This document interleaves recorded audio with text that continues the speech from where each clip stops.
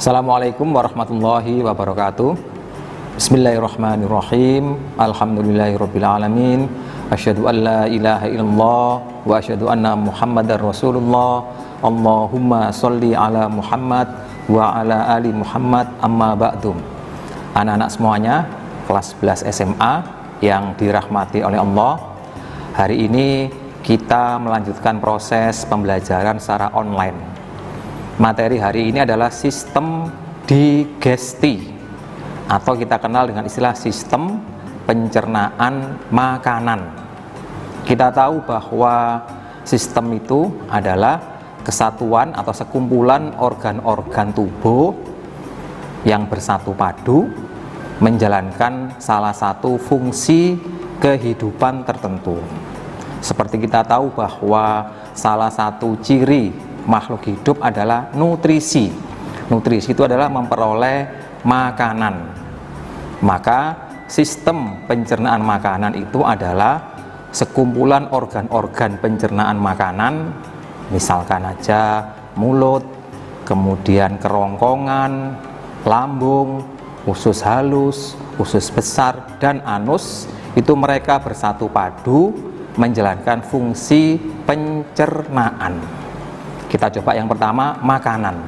Fungsi dari sistem pencernaan makanan itu ada dua.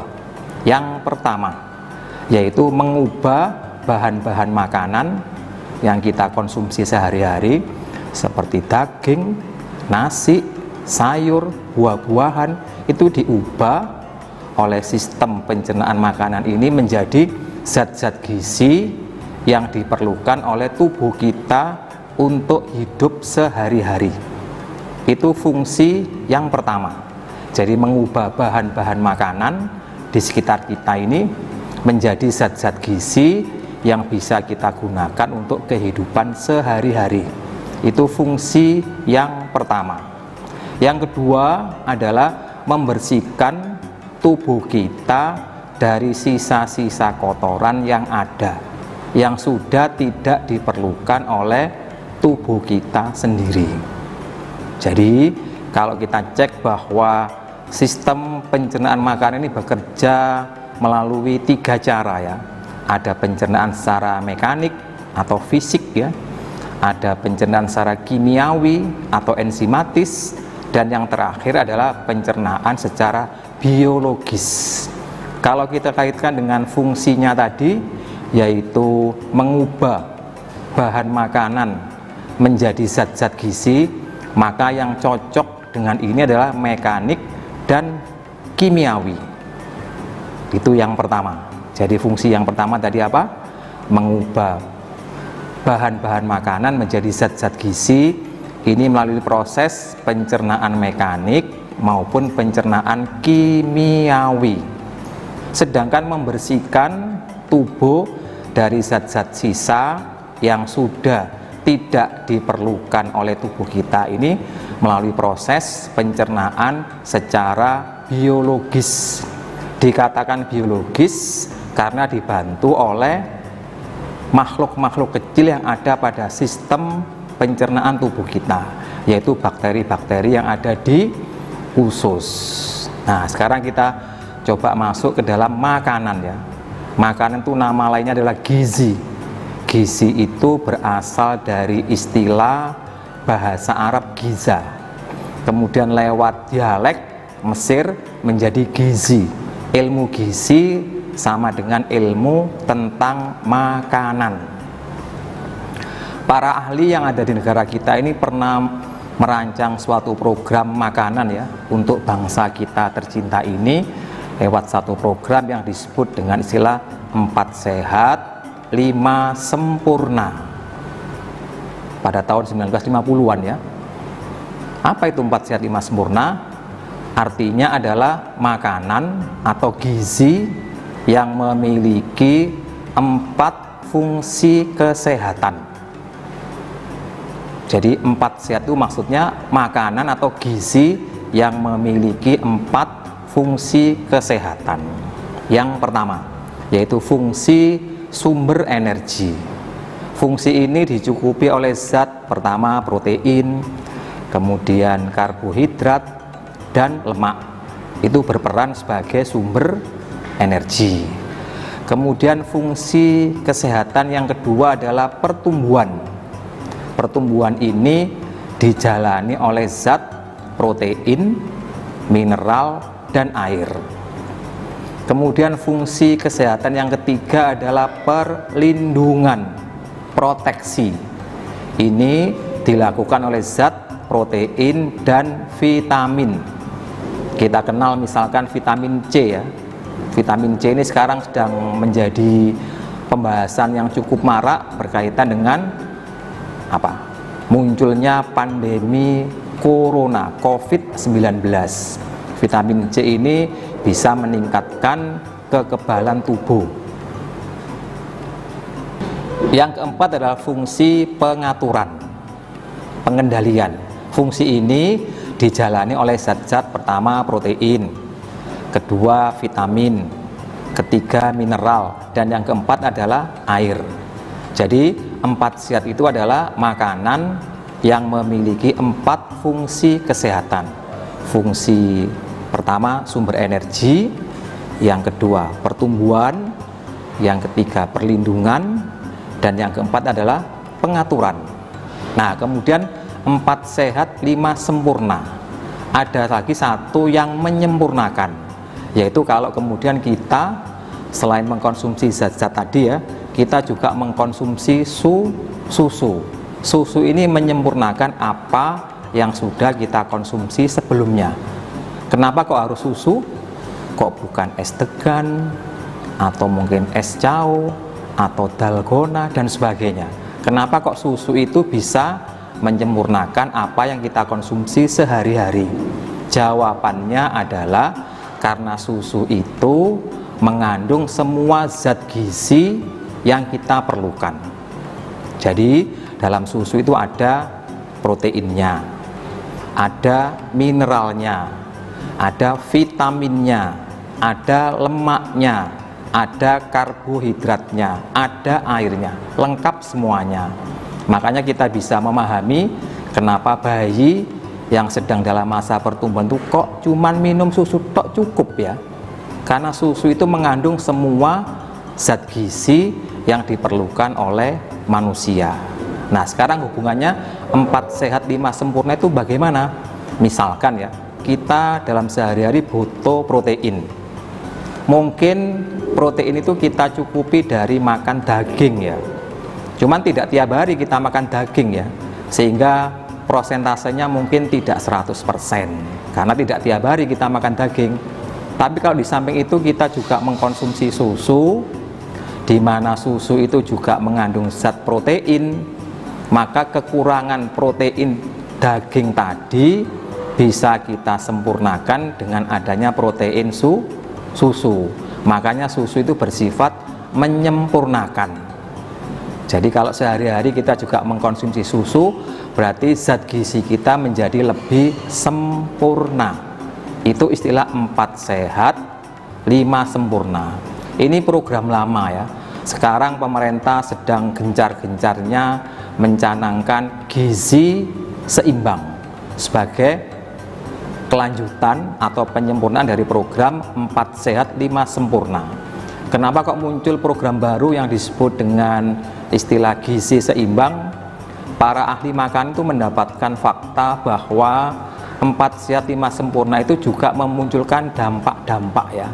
Salah satu dampaknya adalah obesitas, kegemukan.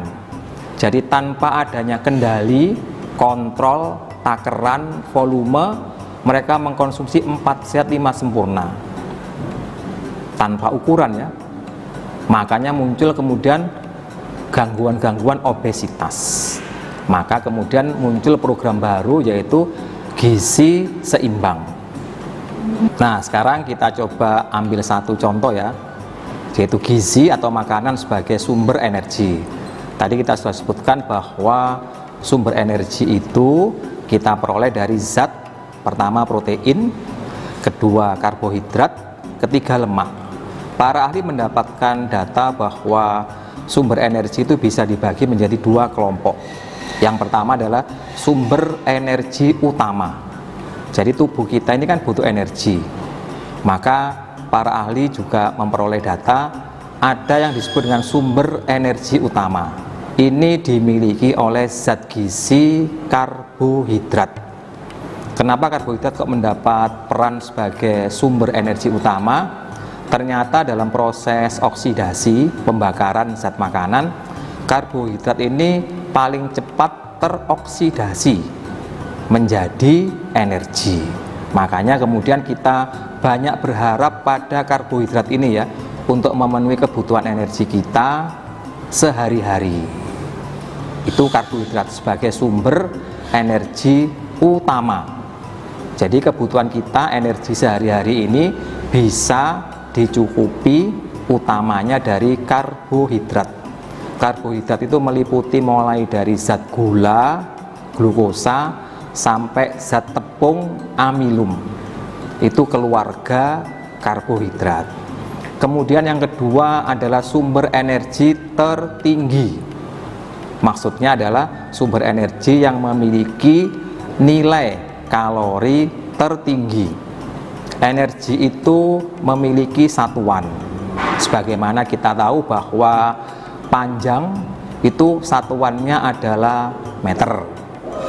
Kemudian berat, massa, satuannya adalah kilo. Kalau isi, volume, satuannya apa? Tentunya liter ya. Nah, energi di sini pun juga memiliki satuan. Satuannya adalah kalori. Nah, begitu. Nah, kaitannya dengan lemak, dia ini disebut sebagai sumber energi tertinggi. Artinya tertinggi nilai kalorinya. Kalau yang lain-lain berapa? Kita tahu bahwa karbohidrat yang merupakan sumber energi utama itu kalau dioksidasi ya, dibakar dalam sel-sel tubuh, maka dia akan menghasilkan kalori sejumlah 4,1 kalori per gram. Itu karbohidrat. Protein juga sama ya. Kalau dibakar, dioksidasi dalam sel-sel tubuh, itu akan menghasilkan energi ya sebesar 4,1 kalori per gram. Nah, sedangkan lemak ini paling tinggi. Dia bisa mencapai 9,3 kalori per gram. Jadi hampir 2 kali lipatnya dari teman-temannya tadi. Makanya kemudian lemak mendapatkan julukan sebagai sumber energi tertinggi. Artinya tertinggi nilai kalorinya. Nah, sekarang kita coba bertanya ya, berapa kebutuhan kalori kita per hari? Di beberapa negara berbeda-beda ya. Kita ambil contoh misalkan di Amerika, itu para ahli mencanangkan kebutuhan kalori itu kalau untuk laki-laki sekitar 3000 kalori per hari. Itu laki-laki dewasa. Sementara perempuan dewasa itu membutuhkan kalori per hari rata-rata 2700. Lain lagi dengan Inggris ya. Di Inggris itu para ahlinya mencanangkan data bahwa laki-laki dewasa rata-rata kebutuhan kalorinya per hari itu 2500. Sedangkan perempuan dewasa itu 2000. Kalau kita lihat data di FAO. FAO itu Food and Agriculture Organization. Organisasi tentang pangan dan hasil-hasil pertanian dunia. Itu ada data bahwa kebutuhan rata-rata manusia terhadap kalori per hari itu kurang lebih ya, rata-rata laki dan perempuan dianggap sama, itu 1800 kalori per hari. Nah, itu kebutuhan kita. Juga menurut beberapa ahli, untuk memenuhi kebutuhan itu maka selayaknya manusia itu makan ya, itu frekuensinya sehari antara 3 sampai 6 kali. Itu yang 6 kali dibagi 2 ya. Yang 3 kali itu makanan pokok, makanan besar, makanan berat. Yang 3 kali lagi itu makanan ringan, camilan. Itu untuk memenuhi kebutuhan kalori per hari. Jadi ada ahli yang menyampaikan bahwa kebutuhan kalori sebesar itu per hari itu bisa dicukupi lewat frekuensi makan bisa 3 kali sampai 6 kali per hari. Nah, kalau kita biasanya di sini itu makan 3 kali sehari. Jadi kalau kita simpulkan ya, menurut FAO tadi, ambil aja kebutuhan kalori manusia per hari itu rata-rata 2000 ya kalau kita simpulkan. Nah, kebutuhan itu bisa dicukupi dengan pola makan antara 3 kali per hari sampai 6 kali per hari. 3 kali itu biasanya kita sebut ada makan pagi, makan siang, dan ditutup dengan makan malam. Nah, di antara makan-makan itu tadi kita biasanya masih juga melakukan nyamil ya, camilan. Jadi di antara makan pagi dengan makan siang itu biasanya kita juga mengkonsumsi camilan-camilan ringan. Nah, itu juga menambah frekuensi kita. Makanya tidak salah kalau kemudian para ahli mengatakan bahwa kebutuhan kalori itu bisa dicukupi per hari dengan cara makan dengan pola 3 kali sampai 6 kali per hari. Yang 3 itu makanan berat, makanan pokok, yang 3 lagi itu makanan ringan, camilan. Nah, kalau kemudian kita hubungkan dengan 4 sehat 5 sempurna yang kemudian menjadi berubah menjadi pola gizi seimbang, itu para ahli mencoba mengkonversi ya. Gizi seimbang itu modelnya seperti piramid.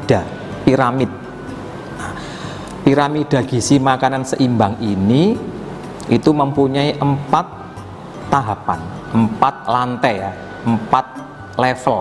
Level 1, 2, 3, 4. Level 1, level paling bawah itu diisi dengan makanan sumber energi. Itu lantai 1 atau level 1. Level berikutnya adalah fungsi pengaturan. Kemudian level yang ketiga adalah fungsi pertumbuhan. Level tertinggi itu fungsi perlindungan. Jadi bentuk piramida makanan ya, gizi seimbang itu berbentuk piramid. Level-levelnya seperti yang kita sebutkan tadi. Level pertama sumber energi itu paling banyak, karena kita hidup ini, aktivitas hidup sehari-hari itu butuh atau sangat bergantung pada kebutuhan energi kita. Yang tadi sudah kita sebutkan bahwa energi itu memiliki satuan kalori, yang kemudian juga kita sebutkan tadi bahwa menurut organisasi pangan dan hasil-hasil pertanian sedunia, satu manusia, satu orang itu kebutuhan kalorinya per hari kurang lebih 2000 kalori, yang kemudian bisa dicukupi dengan pola makan bisa 3 kali sampai 6 kali. Nah, sekarang kita coba bahas tentang alat-alat pencernaan ya. Tadi di depan sudah kita sebutkan bahwa organ-organ sistem pencernaan itu ada mulut, kemudian kerongkongan, lambung, usus halus, usus besar, dan anus. Kita ambil yang pertama adalah mulut. Mulut ini memiliki fungsi pencernaan secara mekanis atau fisik ya, dan juga pencernaan secara enzimatis atau kimiawi. Kita tahu di mulut ini ada alat pencernaan mekanik yang disebut dengan gigi. Tuhan membentuk gigi kita ini bermacam-macam ya. Tapi kalau kita ambil kesimpulan ada 3 macam. Ada gigi seri, gigi taring, dan gigi geraham. Masing-masing itu bentuknya berbeda-beda karena fungsinya pun juga berbeda-beda. Kita ambil contoh misalkan gigi seri, itu bentuknya seperti pahatan ya, dimana fungsi pahatan ini adalah memotong-motong makanan yang masuk ke dalam mulut kita, itu dipotong-potong. Jadi kalau kita misalkan mengkonsumsi makanan yang bentuknya panjang, maka oleh gigi seri ini akan dipotong-potong menjadi lebih pendek sesuai dengan kapasitas rongga mulut kita. Yang kedua adalah gigi taring, bentuknya lincip ya, kayak kerucut terbalik. Itu fungsinya mencabik-cabik. Jadi bahan makanan yang sudah masuk ke dalam rongga mulut, yang tadi pertama kali dipotong-potong oleh gigi seri, oleh gigi taring, ini akan dicabik-cabik menjadi serpian-serpian yang lebih kecil. Jadi dari panjang menjadi pendek, dari pendek menjadi serpian-serpian kecil. Nah, yang ketiga, geraham. Geraham ini punya fungsi mengunyah, melumatkan. Jadi dilumat kayak seperti bubur. Jadi kalau kita cek tadi, fungsi gigi kita ini yang depan itu adalah memotong-motong makanan yang masuk menjadi lebih pendek. Setelah itu taring akan mencabik-cabik bentuk pendek ini menjadi lebih kecil lagi. Dan yang terakhir, geraham itu melumatkan bentuk kecil ini menjadi lebih halus lagi ya, menjadi seperti bubur. Jadi yang tadi bentuk kasar menjadi bentuk halus.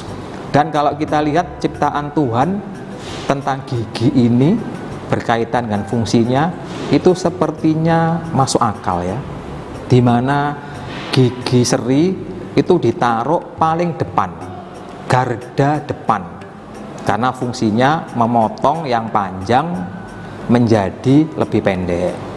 Kemudian yang di tengah kita lihat gigi taring, fungsinya mencabik-cabik. Yang belakang sendiri gigi geraham fungsinya menghaluskan, melumatkan. Jadi fungsi-fungsi ini tahapan fungsi memotong, mencabik, melumat itu urut secara tempat ya. Makanya Tuhan meletakkan gigi seri di depan, gigi taring di bagian tengah, gigi geraham di bagian belakang. Itu sudah sesuai dengan urutan atau tata kerja dari proses pencernaan mekanik yang ada di mulut kita ini. Sekarang coba bayangkan, kalau misalkan Tuhan itu meletakkan depan ini bukan gigi seri ya, tapi gigi geraham. Itu kita nggak bisa bayangkan bagaimana proses itu akan bisa berjalan dengan sebenarnya. Nah, itulah salah satu hikmah kalau kita bisa melihat urutan gigi pun itu bisa menunjukkan kita pada jalan menuju kepada pencipta kita. Jadi betapa tepatnya, betapa sempurnanya ya, betapa sesuainya ciptaan Tuhan kita ini.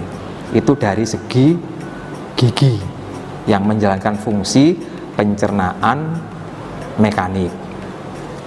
Di rongga mulut ini juga ada pencernaan secara enzimatis.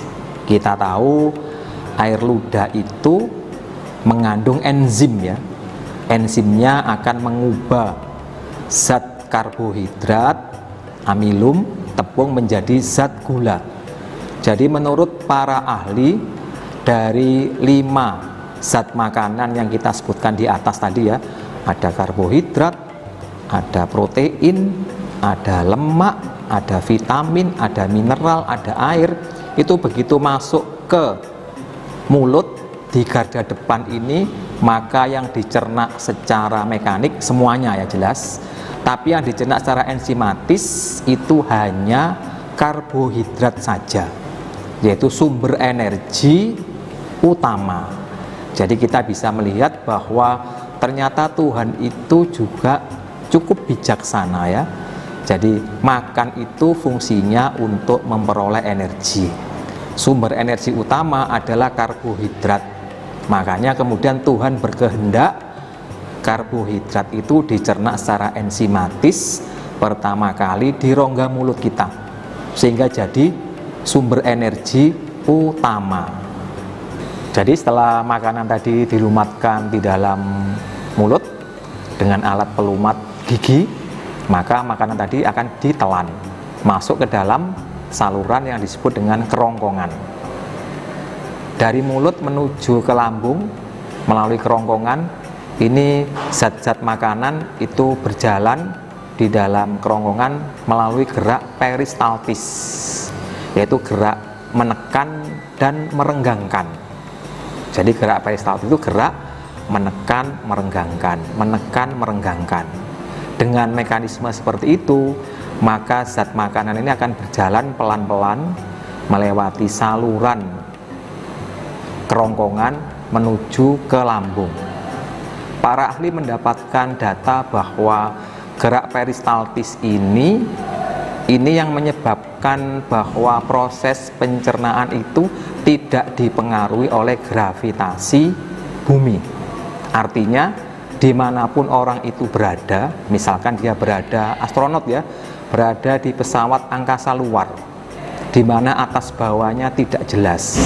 Pada waktu dia makan, kemudian makanan itu bergerak dari mulut menuju ke lambung, itu tetap terjamin prosesnya, akan tetap sampai dari mulut ke lambung tanpa mempertimbangkan arah atas bawah. Kalau kita berpijak di bumi, maka posisi, kalau kita berdiri ya, posisi mulut ada di atas, posisi lambung ada di bawah. Dari atas bergerak menuju bawah tentunya mengandalkan gaya gravitasi. Itu masuk akal ya. Tapi kalau kita berada di luar angkasa, astronot misalkan, di mana atas dan bawahnya tidak jelas, maka proses atas bawah tidak berlaku di situ karena tidak ada gravitasi. Maka di sini tenaga yang disebut dengan gerak peristaltis itu berperan penting dalam menghantarkan zat-zat makanan dari mulut menuju ke lambung. Sebenarnya gerak peristaltis ini bukan cuman ada di kerongkongan, dia juga ada di lambung, dia juga ada di usus halus, dia juga ada di usus besar. Nah, itu gerak peristaltis, gerak menekan, merenggangkan, menekan, merenggangkan. Ini dibantu oleh struktur otot polos.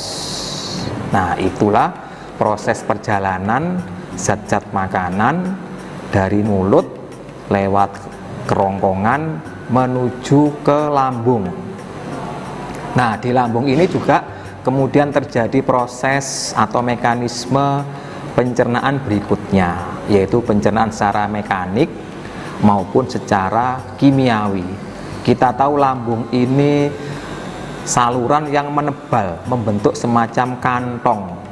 Otot-ototnya cukup tebal.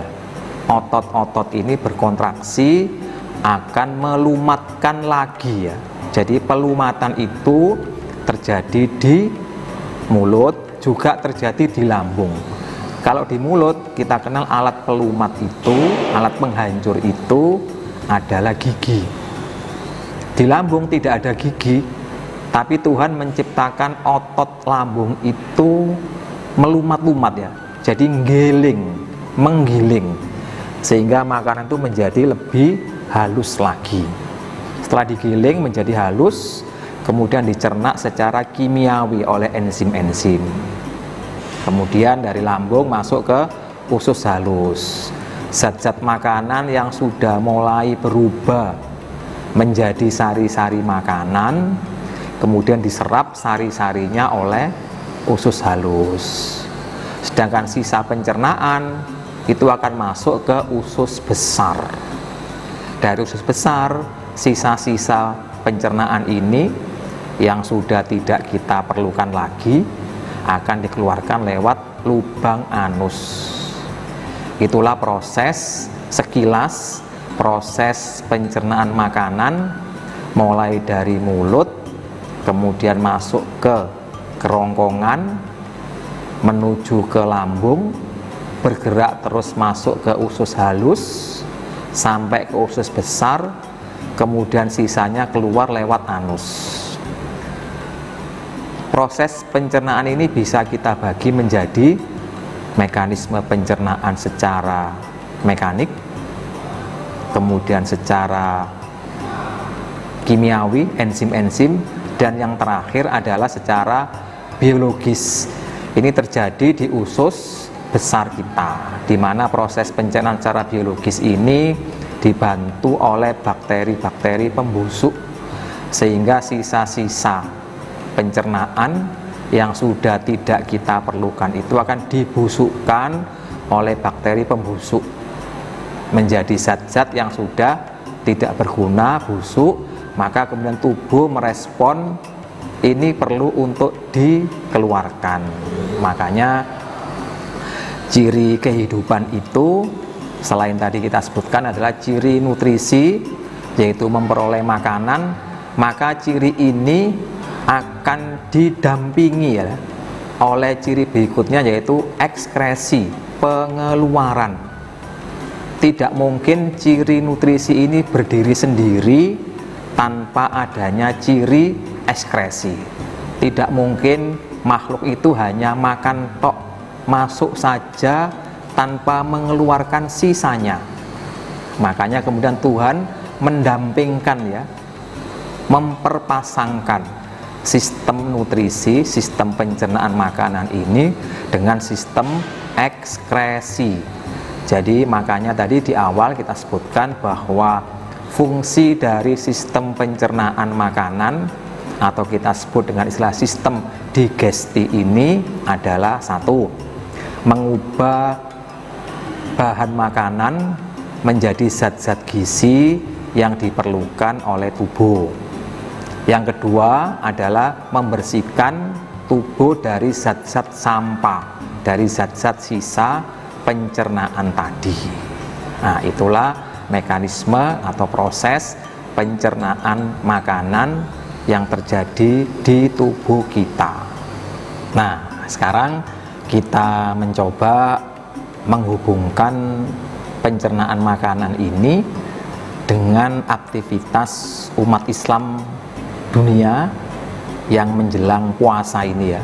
Jadi hubungan antara sistem digesti, sistem pencernaan dari sudut pandang ibadah atau ritual puasa Ramadan. Seperti kita pelajari dalam ilmu agama bahwa puasa itu adalah menahan lapar, haus, dan hal-hal yang membatalkan puasa dimulai dari terbitnya matahari sampai terbenamnya matahari. Itu puasa. Jadi menahan makan, bukannya tidak makan ya, tapi menahan makan, minum, dan hal-hal yang membatalkan puasa dimulai. Jadi proses penahanan ini dimulai dari terbitnya fajar, subuh, sampai terbenamnya matahari waktu sholat maghrib. Kalau kita lihat durasi menahan ini, durasi puasa itu di masing-masing negara berbeda-beda. Di negara kita tercinta ini, di negara tropis ya, itu durasi puasa antara 13 sampai 14 jam. Jadi kalau kita hitung mulai dari terbit fajar, subuh, sampai terbenam matahari, maghrib, kalau kita anggap subuh itu jam 4 pagi, kemudian maghrib itu jam 6 sore, maka durasi puasa itu adalah 14 jam. Tapi di negara-negara lain itu bisa berbeda-beda. Kita ambil misalkan di negara Finlandia, negara Eropa, itu durasi puasanya bahkan bisa mencapai 23 jam ya. Kemudian di Rusia itu 20 jam. Di Jerman itu 19 jam durasi puasanya. Di Inggris 18 jam.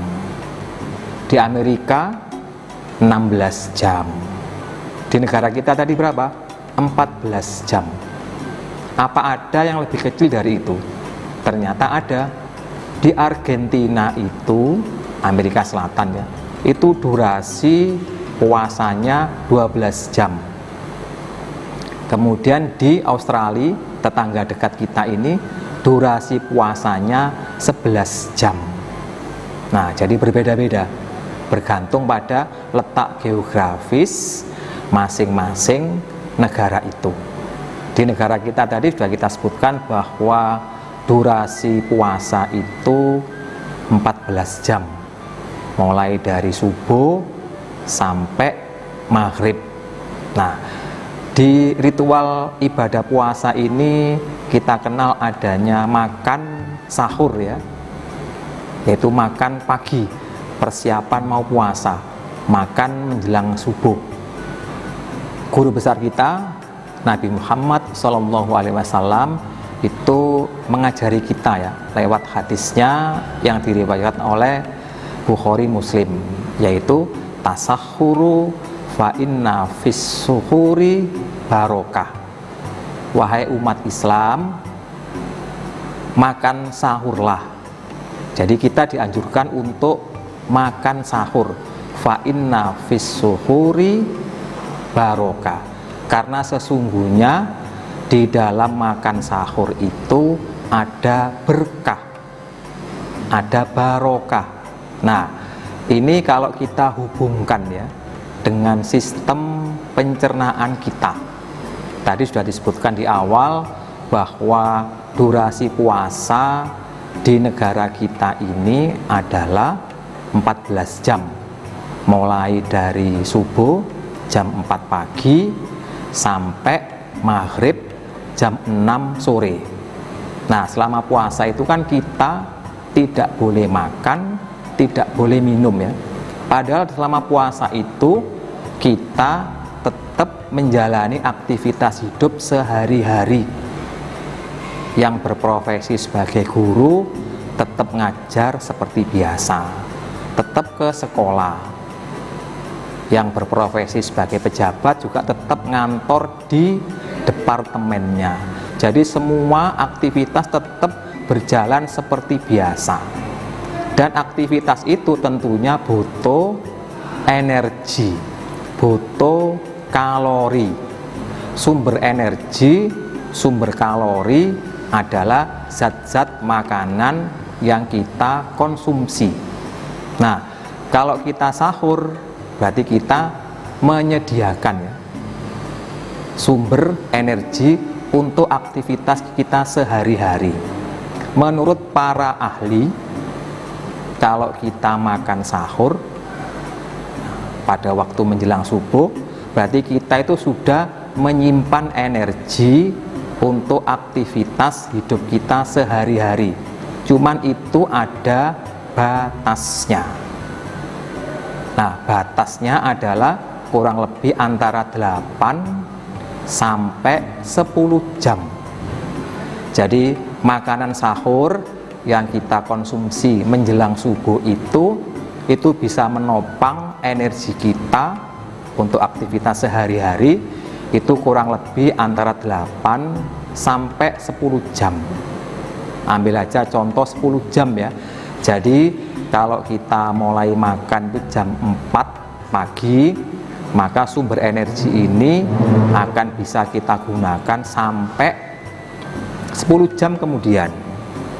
Jadi kalau kita melaksanakan perintah guru besar kita Nabi Muhammad SAW supaya umatnya itu memulai atau mengawali puasa dengan makan sahur, maka sahur itu menjamin tercukupinya kebutuhan energi kita untuk aktivitas harian kita sehari-hari, yaitu antara 8 sampai 10 jam.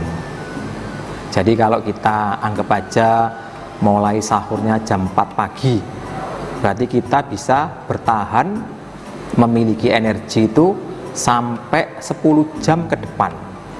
Jadi pada waktu jam 14 atau jam 2 siang, anggap aja energi itu sudah habis. Artinya kita butuh bantuan lagi berikutnya. Tapi karena kita puasa, maka kita tidak bisa mencukupi berikutnya karena kita tidak makan ya, juga tidak minum. Jadi mulai jam 2 itu kita mulai menahan lapar sampai jam 6 sore. Jadi kalau kita simpulkan, sebenarnya orang puasa itu kalau dia makan sahur, maka dia menahan laparnya itu tidak penuh 14 jam ya.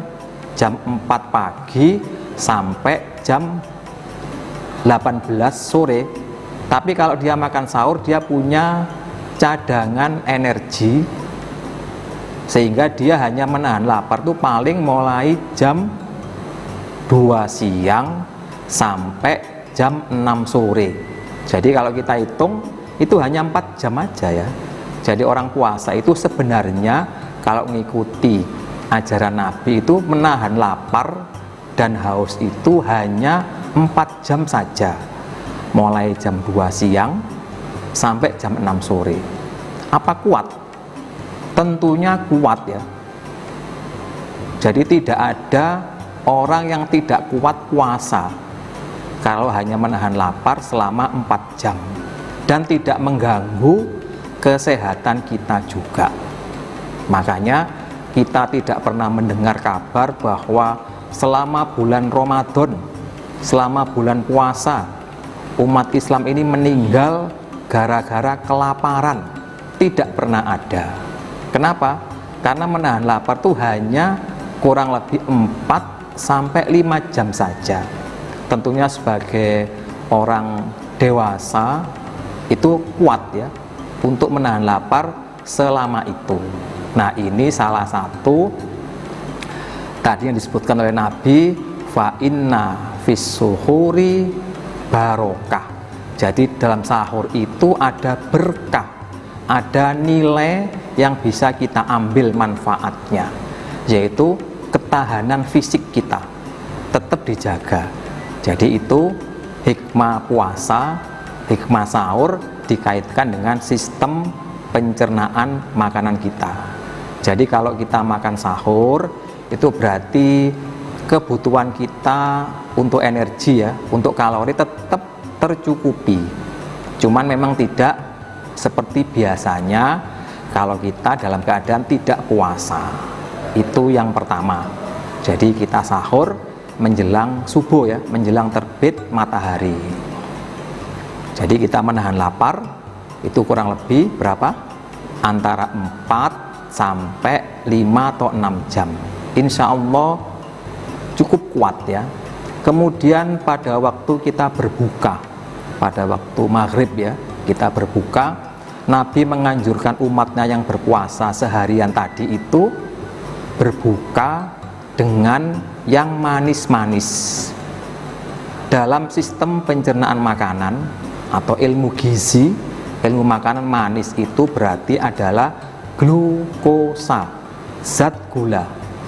Tadi di awal kita ceritakan bahwa glukosa atau keluarga karbohidrat ini oleh para ahli itu dijuluki dengan istilah sumber energi utama.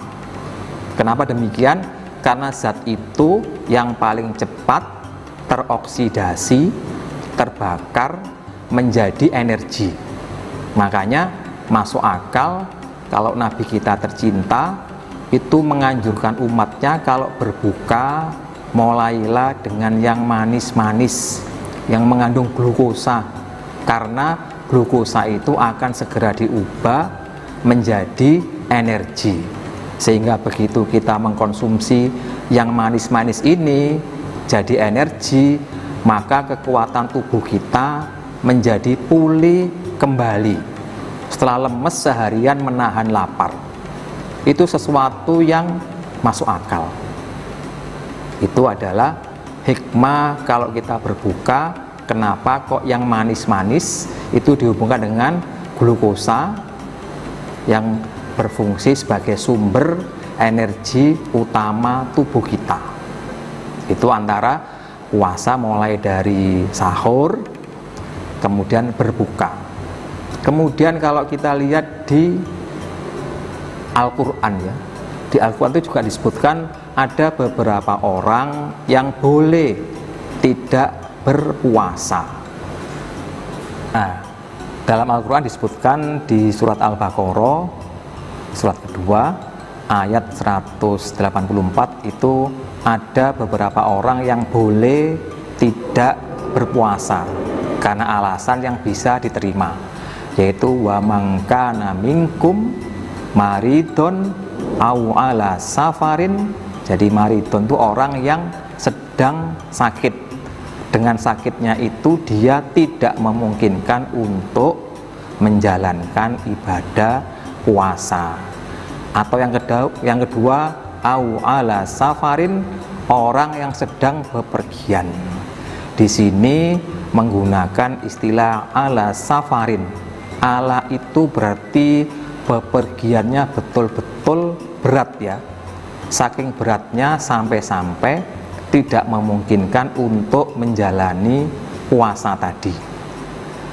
Kemudian di lanjutan ayat disebutkan wa 'alal ladzina yutiqunahu. Nah, di sini ada yutiqunahu, orang-orang yang berat untuk melaksanakan. Para mufassir mencoba untuk mengartikan orang-orang yang berat itu mungkin karena faktor usia. Dia sudah cukup tua, tapi beban syariat ini melekat padanya.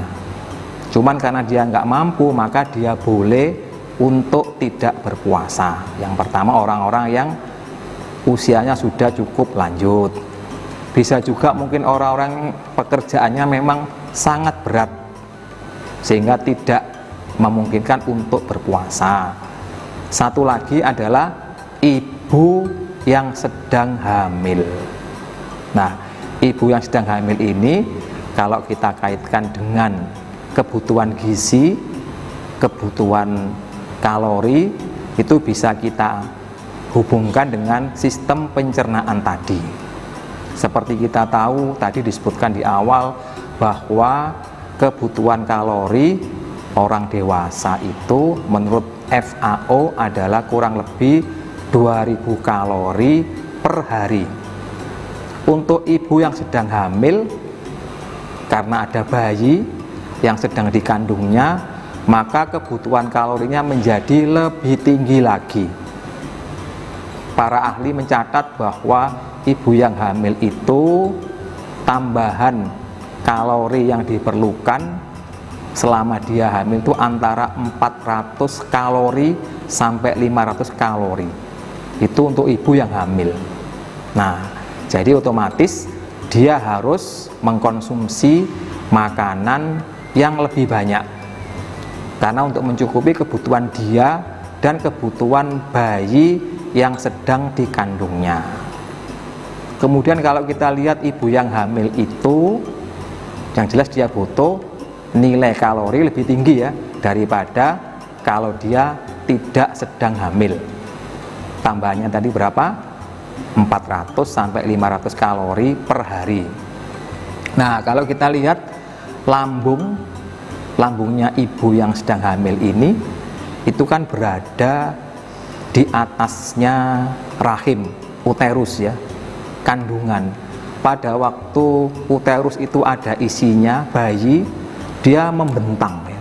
Membentang, di mana bentangan itu akan menggencet, akan menekan lambungnya si ibu tadi. Karena tekanan dari rahim ini yang cukup besar, maka lambungnya si ibu ini menjadi lebih kecil karena tertekan dari bawah oleh rahim tadi. Kalau lambungnya berukuran menjadi lebih kecil, otomatis kapasitas yang bisa diisikan juga menjadi berkurang.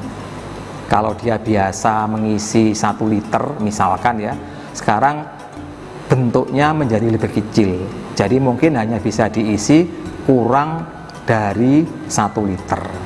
Nah, sekarang ibu ini sedang hamil, dia butuh asupan makanan yang cukup besar ya, bertambah, karena tadi kita sebutkan kalori yang diperlukan juga bertambah banyak, bertambah antara 400 sampai 500 kalori. Sementara tempat makanannya yaitu lambung menjadi lebih kecil karena terdesak oleh bentuk rahim yang membentang tadi, sehingga muncul problem dia butuh makanan lebih banyak sementara tempat makanannya menjadi lebih kecil, lebih sempit. Nah, solusinya gimana? Maka dia harus meningkatkan frekuensi makanannya. Jadi yang ditingkatkan bukan ruangannya lagi ya, karena sudah tidak mungkin. Yang ditingkatkan adalah frekuensi makanannya, frekuensi makannya ya. Jadi kalau dia biasa mungkin makan sehari 3 kali, pagi, siang, sama malam, berhubung kebutuhannya lebih banyak, mungkin dia menjadi lebih sering. Kalau sehari 3 kali sampai 6 kali, mungkin dia bisa 9 sampai 10 kali. Mengingat kebutuhan kalorinya juga semakin tinggi. Oleh sebab itu, agama memberikan kemudahan boleh orang hamil untuk tidak berpuasa kalau dia merasa bahwa kehamilannya memang berat untuk berpuasa. Jadi itu salah satu hubungan ya antara proses makan, tempat makan dengan ibu hamil dengan puasa tadi. Jadi kalau kita ambil beberapa kesimpulan tentang puasa yang dikaitkan dengan sistem pencernaan makanan tadi, yang pertama adalah kita dianjurkan untuk makan sahur. Kenapa? Karena dalam sahur itu ada berkah. Berkah itu adalah apa? Tunjangan ya. Jadi persediaan gizi atau kalori untuk kita hidup sehari-hari. Karena orang puasa itu meskipun dia puasa, dia harus tetap melakukan aktivitas hidup atau bekerja sehari-hari. Maka makan sahur itu menjadi berkah buat dia. Yang kedua, pada waktu kita berbuka itu dianjurkan untuk makan yang manis-manis. Kemudian yang ketiga adalah kenapa kok ibu hamil itu boleh tidak berpuasa. Tadi sudah kita jelaskan bahwa kebutuhan kalori ibu hamil itu menjadi bertambah. Otomatis frekuensi makanan pun juga ikut bertambah banyak. Sementara ruangan makanan yaitu lambungnya menjadi lebih kecil karena ada bentangan atau tekanan dari rahim yang membentang besar tadi. Itulah beberapa yang bisa kita ambil ya antara sistem pencernaan makanan dengan puasa yang mungkin sebentar lagi akan kita jalani di bulan Ramadan ini. Mudah-mudahan kita bisa mengambil pelajaran dari materi kita hari ini. Saya cukupkan sekian. Wassalamualaikum warahmatullahi wabarakatuh.